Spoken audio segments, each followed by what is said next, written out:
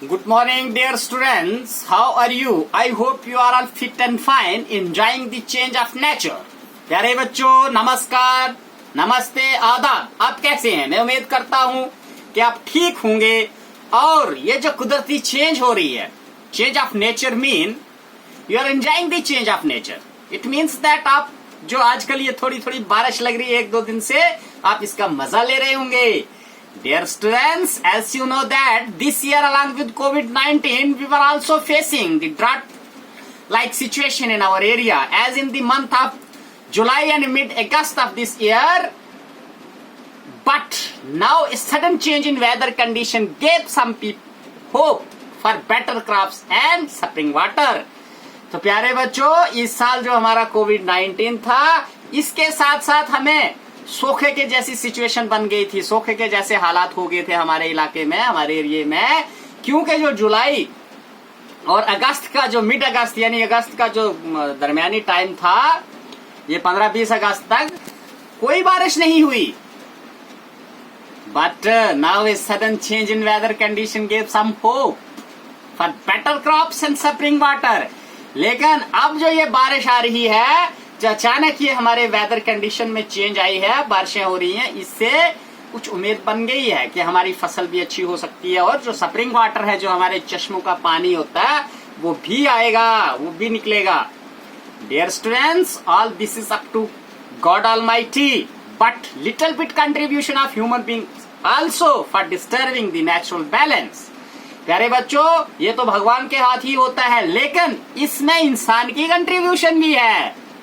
जो हम नेचर है, इसका हम बैलेंस बिगाड़ते हैं, इसको डिस्टर्ब करते हैं। जैसे such as the basic things we do is deforestation, cause of pollution, population explosion extra contributes a lot to disturb the environmental balance.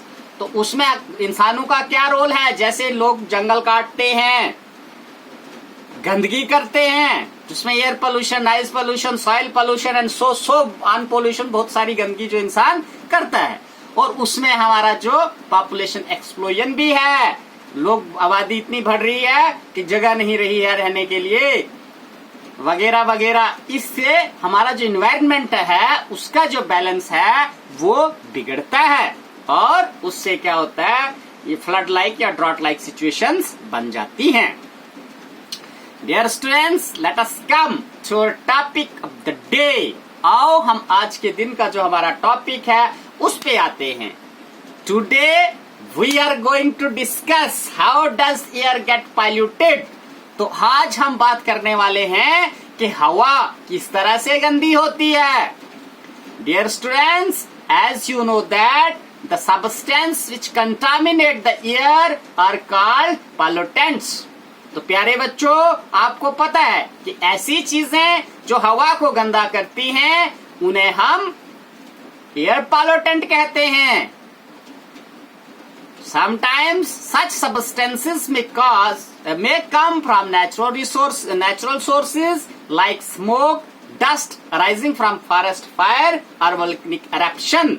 तो कभी कभी ये पॉल्यूटेंट्स जो हैं, ये हवा को लूदा करने वाले जो जरे हैं, ये कहां से आते हैं? नेचुरल सोर्सेज से आते हैं। जैसे धुआं और मिट्टी जो जंगल में आग लगने से निकलती है, या वोल्केनिक इरप्शन होता है, आतशफिशा फटते हैं, पहाड़ों से आग के शोले निकलते हैं, तो उससे भी क्या होता है कि हवा गंदी होती है। Pollutants are also added to the atmosphere by human activities.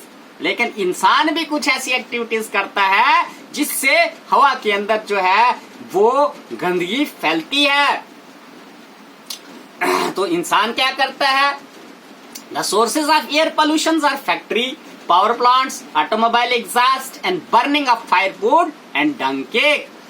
तो उसमें इंसान के फैक्ट्रियां जो लगाता है, फैक्ट्रियों से धुआं निकलता है, पावर प्लांट्स जहां बिजली वगैरह बनती है, ऑटोमोबाइल्स, एग्जॉस्ट गाड़ियों का जो धुआं निकलता है, burning of firewood and dung cake, आग जलाने के लिए लकड़ी जो इंसान जलाता है, और गोबर के रोटियां पका के तो उसकी जो आग जलाता है, that is called dung cake. तो वहां से जो धुआं निकलता है, वो भी बहुत कंट्रीब्यूशन करता है एयर पोल्यूशन में। Dear students, you might have read in a newspaper that respiratory problem amongst children are raising day by day. तो प्यारे बच्चों, आपने अखबारों में पढ़ा होगा कि जो सांस की बीमारियां हैं वो बच्चों में दिन ब दिन बढ़ती जा रही हैं। तो conduct a survey of household in your neighbourhood and among friends to find out how many children are suffering from respiratory problems. तो अब अपने एरिया में एक सर्वे कर सकते हैं कि भाई कितने आपके दोस्त या बच्चे जो हैं उनको रेस्पिरेटरी प्रॉब्लम है। By the grace of God almighty, जो हमारा ये एरिया है, जो ऊपर का इलाका है हमारा, जो हिली एरिया है, जो गांव है, यहाँ तो ऐसी कोई दिक्कत नहीं है रेस्पिरेटरी प्रॉब्लम्स की, except those people who smoke.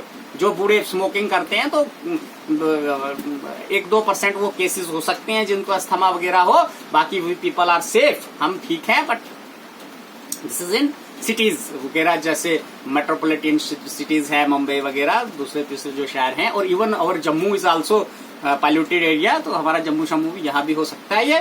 तो dear students, many respiratory problems are caused by air pollution. प्यारे बच्चों, बहुत सारी जो सांस की बीमारियां हैं वो हवा की गंदगी से होती है। Let us try to find out the substance और pollutants which are present in polluted air। अब हम ये भी पता करते हैं कि जो गंदी हवा होती है उसके अंदर कौन कौन से pollutants, कौन कौन से substances, क्या क्या चीज होती है। Have you noticed how rapidly the number of vehicles is increasing in our cities? क्या कभी आपने ये अंदाजा लगाया कि हमारे शहरों में जो है वो गाड़ियों की तादाद कितनी तेजी से बढ़ रही है। Vehicles produce high level of pollutants like carbon monoxide, carbon dioxide, nitrogen oxide and smoke।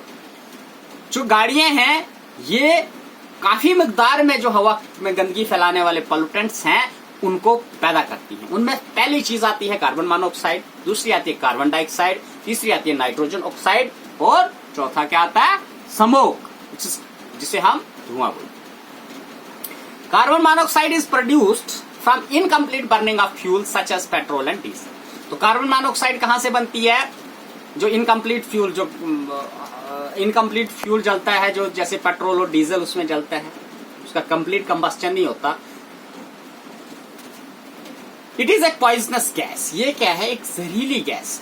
It reduces oxygen carrying capacity of the blood. तो इससे क्या होता है, जब ये हमारे खून के अंदर जाती है तो जो ऑक्सीजन कैरिंग कैपेसिटी होती है ब्लड की, जो हमारे जिस्म के अंदर हीमोग्लोबिन होता है, वो ऑक्सीजन को जिस्म के हर एक हिस्से तक पहुंचाता है। लेकिन जब उसमें कार्बन मोनोऑक्साइड जुड़ जाए तो वो उसकी ऑक्सीजन कैरिंग कैपेसिटी जो है, जो ऑक्सीजन हमारे फेफड़ों से चल के जिस्म के हर एक सेल तक पहुंचता है, वो कैपेसिटी जो है वो कम हो जाती है, वो उसकी अहलियत कम हो जाती है। उसके साथ इंस्टेंट ऑफ ऑक्सीजन हमारा कार्बन मोनोऑक्साइड जाके चिपक जाता है। एज यू नो दिस कि haemoglobin acts as a vehicle, just like vehicle that carry oxygen from our lungs to different cells in our body and bring back carbon dioxide from that area। तो इस तरह से this is very lengthiest topic, we will discuss in what we say that in classroom। I pray for God Almighty कि school जल्दी जल्दी खुल जाए और फिर हम वहां इसको डिस्कस करेंगे। Dear students, kindly see page number 161 of your science textbook to read this content clearly। तो अगर आपको ये इस वीडियो में अच्छी तरह से दिखाई नहीं देता है तो आप अपनी साइंस का पेज नंबर 161 देख सकते हैं। हमने आप लोगों को फ्री ऑफ कॉस्ट बुक्स दी हुई हैं, तो then you can read this and understand this by listening this my video, by listening my sound in video and watching this video. Okay, thanks. Please stay home, stay safe, be happy and enjoy weather change. That is rainy season. Okay, thank you.